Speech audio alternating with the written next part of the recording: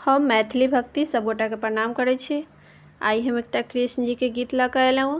सुनू अहाँ सब कृष्ण जी के गीत आ हमार चैनल के लाइक सब्सक्राइब कर देबै। जय मैथिली, जय भक्ति। कृष्ण जी गेंद खेला गेलन काली बन में, गेंद गिरल जल में ना। कृष्ण जी गेंद खेला गेलन काली बन में, गेंद गिरल जल में ना।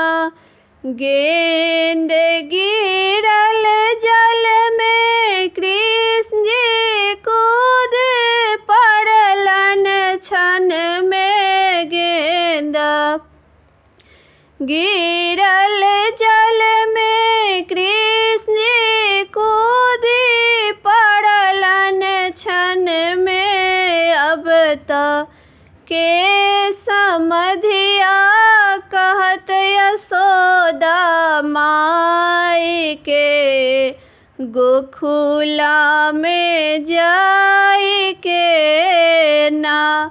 अब तक के समधिया कहत यशोदा माई के, गोकुला में जाई के ना। कृष्ण जी गेंद खेला गेलन काली बन में, गेंद गिरल जल में ना।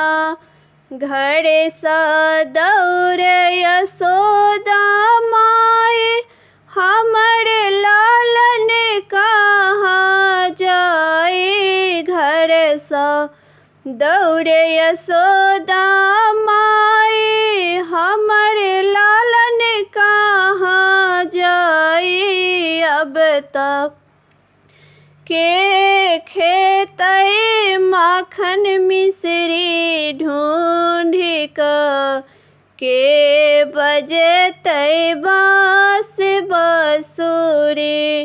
अब तक के खेतई माखन मिश्री ढूंढ के बजतई बांस बंसुरी।